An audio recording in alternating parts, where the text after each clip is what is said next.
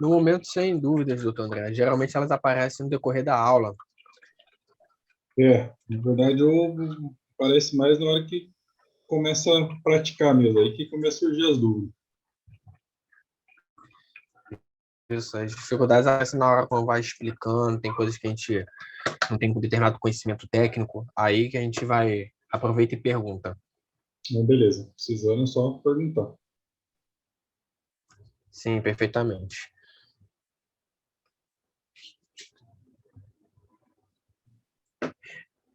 O doutor André, eu tenho na verdade, não é nenhuma dúvida, é uma curiosidade. O senhor que já trabalha com licitação já tem no teu cotidiano, eu não sei como é que está no Rio de Janeiro, eu sou do Rio de Janeiro, mas Uhum. aí no caso, o Estado do Paraná, os órgãos, os entes públicos, eles já estão colocando em prática a nova lei de licitação, ou eles ainda estão pegados ainda com a antiga? Olha, a grande maioria está usando a antiga ainda, tá? Os órgãos federais, alguns da União aí, que está usando aí, alguns já estão usando a lei nova. Mas quando a gente vem para o órgão estadual e principalmente municipal, aí é a lei antiga ainda. Muito difícil estar usando a lei nova. Para a parte de dispensa ainda se usa alguma coisa da lei nova, mas parte de pregão mesmo é tudo lei antiga. Entendi. Eu creio que no Rio de Janeiro não deva ser muito diferente a situação. É, é, é mais cômodo para a administração pública continuar usando a antiga, já que ainda tem esse período de liberdade, né, para entre uma e outra, eles devem estar optando a antiga por ser mais célere, né? Já conhecem, Isso. a situação deve só Normalmente ficar. se usa a antiga porque, primeiro, que eles já sabem tudo, como é que é o funcionamento e tudo mais. E para a lei nova, o que mudou muito é aquela parte da fase interna. Na verdade, ela burocratizou mais até, né? A fim de tentar uma transparência maior, de dar mais ali, né? Deixar os atos mais claros, né? Não deixar que o servidor lá faça do jeito que ele quer. Então, acabou burocratizando um pouquinho mais e tem um passo a passo a seguir, né? Tipo assim, lá na fase de estudo técnico preliminar, né? Então, assim, da lei nova precisa de uma fundamentação a mais, uma fundamentação um pouco até mais profunda, né? Naquela fase interna lá, para a abertura da licitação. E enquanto que na lei antiga, até porque ela vinha desde lá de 90, e lá na época de 90 lá, se fundamentava muito pouco, né? Ia se fazendo ali, depois na parte tipo, de 2000 a 2010 melhorou um pouquinho, e depois de 2010 em diante, que realmente as coisas começaram a ser cobradas e começaram a punir servidor, né? O Tribunal de Contas, o Ministério Público, e aí que a coisa começou a andar de uma maneira assim mais transparente mesmo. Não vou dizer que acontecia coisa errada antes, porque a gente não tem como afirmar isso, né? Mas, assim, pelo menos agora as coisas têm que ser feitas de uma maneira mais transparente, mais às claras.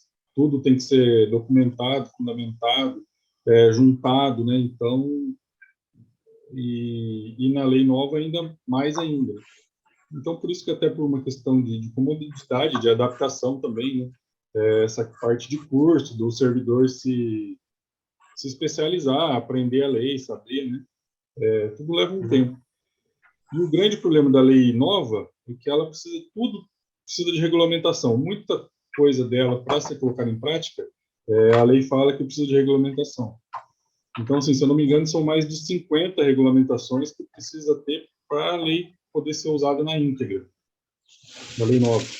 E o ano passado até saiu bastante regulamentação, tanto que essas instruções normativas aí, que é tudo regulamentando essas coisas, a gente achou até que ia demorar mais. Uhum.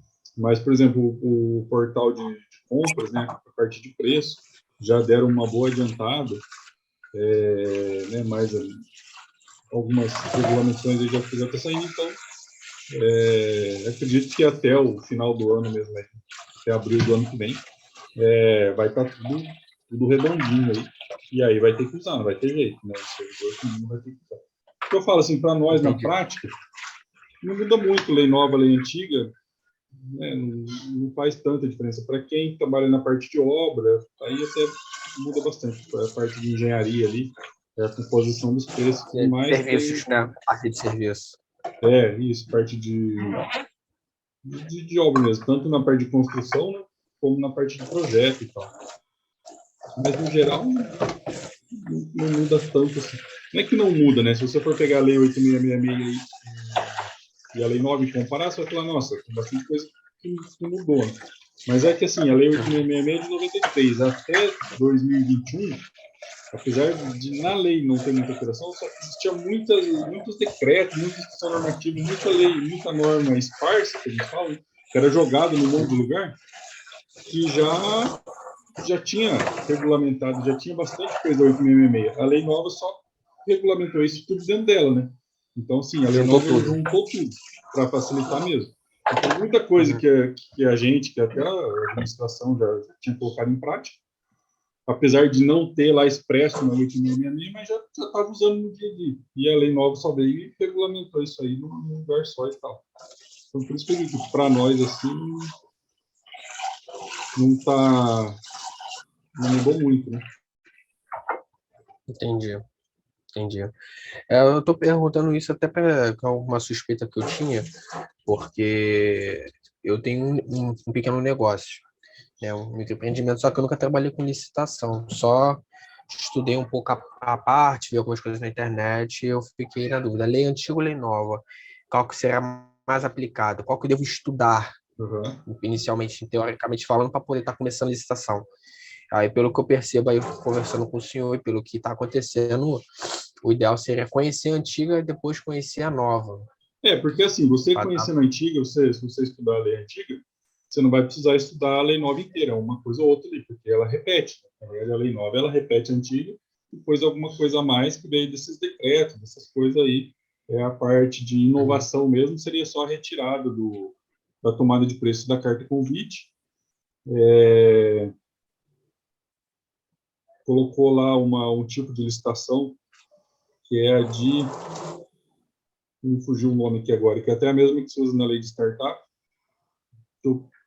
Raramente aquilo lá vai ser usado. Depois, até no decorrer, acho que tem um nome ali, não é técnica e preço. Fugiu o nome aqui. Porque não usa, né?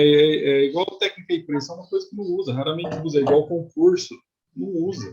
Isso aí se a gente pegar nos últimos 20 anos aí, sei lá, deve ter tido várias licitações, nem 10 licitações de técnica e preço, nem 10 concursos para licitação. Então, sim, são coisas que eu até acabo não explorando e não passando muito, porque não usa. É um conteúdo que acaba sendo inútil. Raramente você vai precisar disso. Então, na prática, o que mudou é o pregão, né? O pregão ali, que mudou algumas coisinhas, mas tudo a gente já estava sendo aplicado, né? Pelo menos desde 2019 já estava sendo aplicado.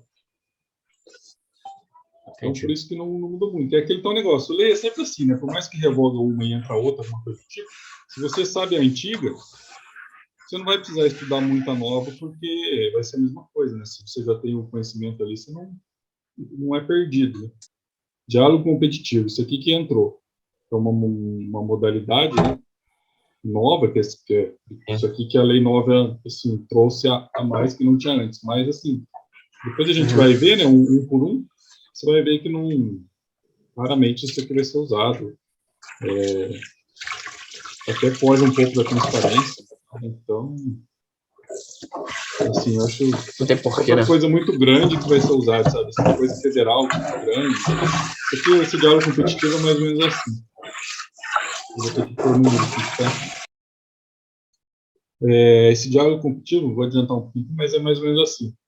Você abre lá um processo licitatório, você abre lá um edital, diz lá o que a administração está precisando comprar. Isso aqui é muito para tecnologia, por exemplo, precisa de um software para melhorar alguma coisa, precisa de um programa lá para conseguir dimensionar os gastos, ou coisa de frota, sabe? Quanto está gastando, o que está rodando, alguma coisa nesse sentido. Então, precisa de alguma coisa assim voltada à tecnologia, normalmente, né? Mas pode ser usado para tudo. Mas, assim, então precisa, a administração lá, o órgão precisa comprar alguma coisa, né? De programa ou de algum estudo, mas fica mais claro a parte do programa mesmo. Alguma coisa, alguma inovação que não tem no mercado, assim, não tem nada. Por exemplo, precisa, sabe, fazer alguma coisa para diminuir os gastos de uma frota municipal, de uma frota federal aí. Então, precisa de algum tipo de recurso ali que consiga controlar essa frota, consiga ver o quanto que essa frota está gastando, aonde está gastando, né, o que está gastando, alguma coisa desse sentido. Isso aí normalmente é feito através de programa, que vai gerenciar lá e tudo mais. Então, sim, é uma coisa inovadora que precisa e não tem. A administração não tem no mercado. Ela não vai no mercado e pega um programa desse e instala, entendeu? Aí ela abre esse diálogo competitivo, que é o que? Ela diz, olha, eu estou com um problema assim, assim, assado, e eu preciso de uma solução. Né? Eu quero uma solução para esse meu problema aqui. E aí as empresas vão, montam uma solução, né? Seja software, seja o jeito que for, mas não participa, não é uma licitação. Aí as empresas que querem, que montaram, que fizeram, né, vão lá num dia agendado e faz uma apresentação para a comissão lá de licitação. Aqui tem que ter pessoal técnico qualificado, essas coisas lá todas. Vai lá e faz uma apresentação. Foi a empresa 1 fez a apresentação, as outras empresas não vê, ninguém fica sabendo, a comissão não fala nada. Vai a empresa 2 em outro dia e tal, ou né, faz. E aí, dentro dessas apresentações, a comissão lá de licitação vai julgar qual que é a melhor, qual que ela pretende contratar, qual que atende os requisitos, né? E aí também entra a parte de preço, aí o requisito não é só preço, não adianta só ter preço baixo, e também não adianta só ser um negócio muito bom, mas não falta, aí tem lá por isso que acaba sendo não tão transparente, né? Porque é a administração que vai escolher e ainda o critério tem lá alguns definidos, mas não é aquele critério objetivo, né?